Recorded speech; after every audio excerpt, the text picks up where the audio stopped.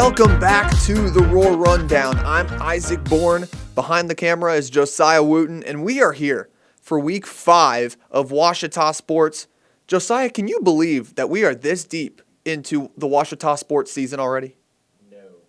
He said no, if anyone can't hear him back there, but I'm excited to recap this week, and there's one specific team that I'm just excited to watch more of this week. But first, we'll start with football. The Tigers went to Searcy on Saturday and took on the Bisons in their home field. And right now, Harding has not lost a game at home since 2022.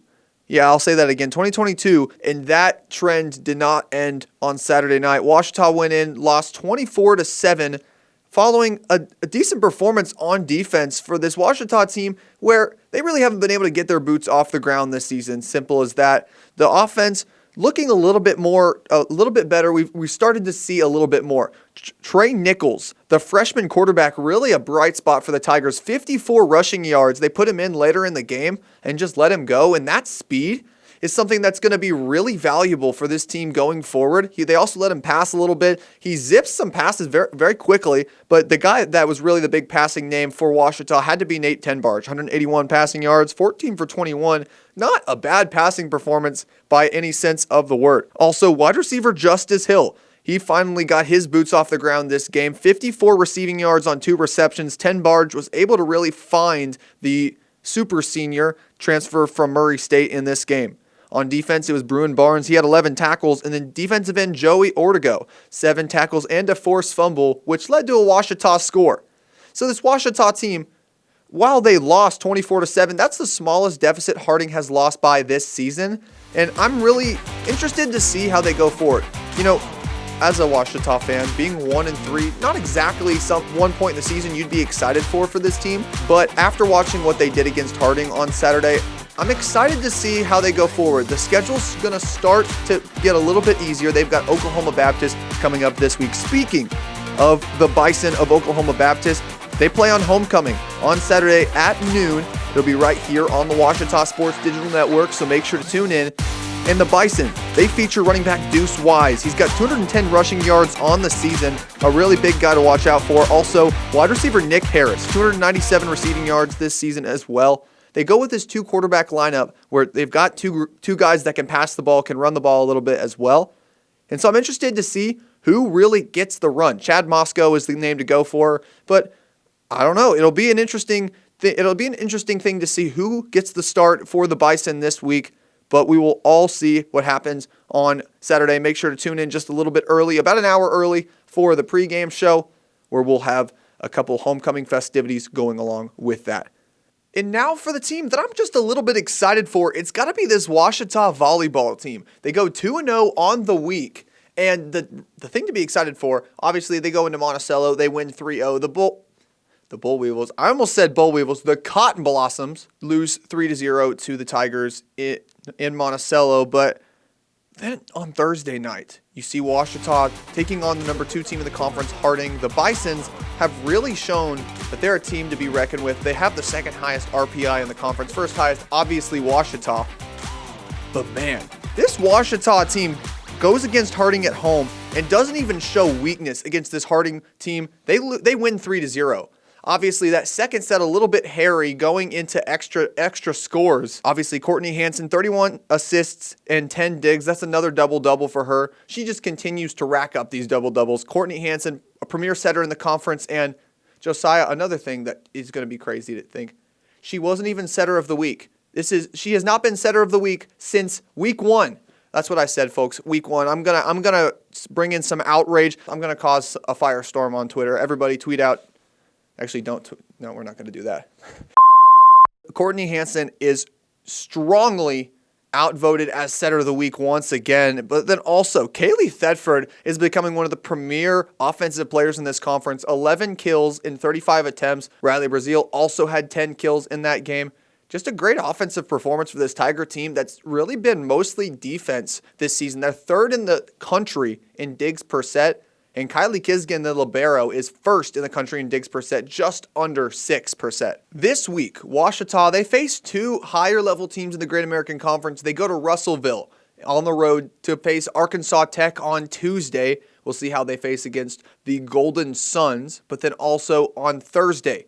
It's Battle of the Ravine Day, guys. While it might not be a football game, this one's going to be pretty interesting. The Spec is hosting the Reddies of Henderson State, and Kalen Partain, a pretty good libero in this conference, is going to be coming to Washita to face the best libero in the country in Kylie Kisgan. So we'll see how that one goes. At Capital Technology Group, we make your technology our priority. Our team of experts can become your outsourced IT department, solving problems even before you know about them. We provide and maintain everything from servers and network infrastructure to printers and digital copiers. As a family business with over 80 years of history in Little Rock, you can trust Capital Technology Group to be your business technology partner. If you're ready to get your IT in order, visit captg.com and sign up for a free consultation.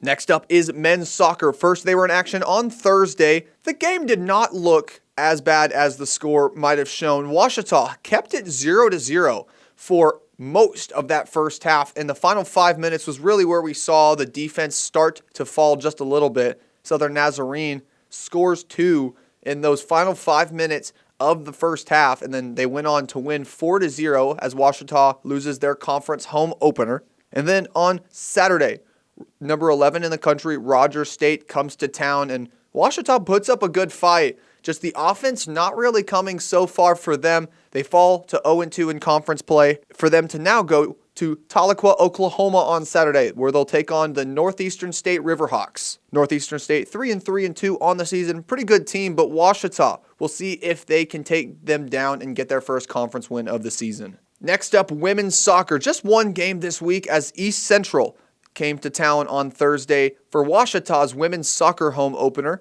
East Central tied 2-2 with Washita, and it was more of an exciting game than you would have thought. You saw Isabella Savater in the 63rd minute score the first goal of the game. Washita goes up 1-0, and you thought from there Washita was just going to win it. It was late in the game, and the Tigers really had some pretty good defense for most of the game. Then East Central goes on and ties it up a little bit later. Then they score again within the next 2 minutes. Washita goes down 2-0 with 5 minutes to go.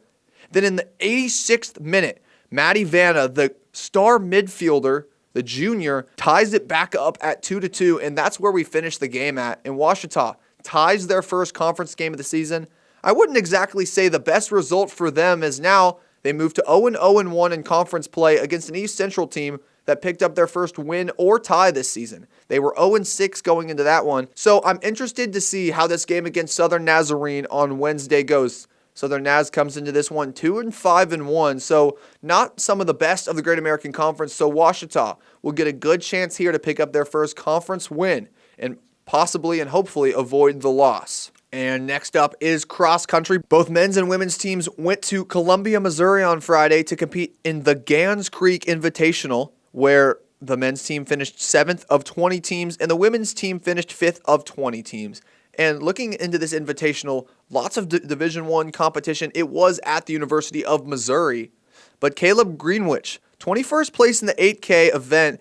He's once again proving why he's one of the better runners on this team. Also, you saw Tate Stacks have a great performance as well. For the women's team, it was once again Allie Hilkema. She's proving to be one of the best runners in this conference, and this is exactly why 19th place in the 6K event. We'll see really how this team develops going into the Great American Conference Championships coming up next month.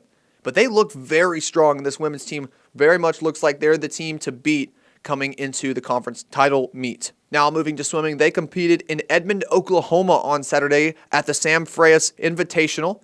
For anyone wanting to get some swim recaps on the obutigers.com, make sure to go and check those bylines. Yours truly getting some riding experience there for obutigers.com. Thank you to Brian Ramsey. But men's team, 2nd of 6 teams, a very strong performance for them. Sam Ragsdale, coming in as a freshman, he was pretty good in these sprint events, but now he's really coming into his own as a senior, finishing 1st in the 50 and 100 freestyle events, one of 2 people for this Washita team to get 2 wins on the weekend. The second was Anthony Paculba, another senior, won the 100 breast and 200 backstroke events respectively. So Paculba and Ragsdale, 2 guys to look for going on into the season. And then the 400 and 200 medley relays both taking first. This Ouachita men's team looking strong early on in the season, especially without tapering at all for this meet. So early season form looks strong. Let's see how late season moves on with Coach Dawson Pritchard as the new head coach. Now moving to the women's team, though, they got third of 8 teams. And mind you, one of the 8 teams was Division I, University of North Texas. And Anna Phelps really proving once again why she made nationals, why she was an All-American last season, winning the 200 butterfly very handily for them. And Phelps now will move on to a season to remember here as a junior. We'll see what she does as she develops.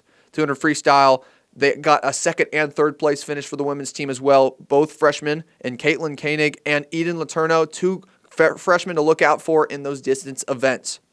But now the swim team. They move on to the alumni meet. Just looking up forward to this swim team, they will be competing in the alumni meet this Saturday. Alumni meet mainly is just a fun event for just swim alumni to come back, but also it'll be the ring ceremony as the men's team will get their rings from winning the NSISC championships last season, and yours truly once again will be one of those gaining a ring. That's about all we've got this week for the Roar Rundown. Thank you to everybody watching. Thank you to Josiah for once again putting in the work and getting some edits in, especially with Tunes raging in all of its glory this week of recording. And thank you to everyone that's able to spend some time watching this podcast. Thank you very much for doing that. And being able to continue my passion of just reporting the sports news. But for all that being said, thank you all so much for tuning in to the Roar Rundown. This has been Isaac Bourne, and I'll see you next week.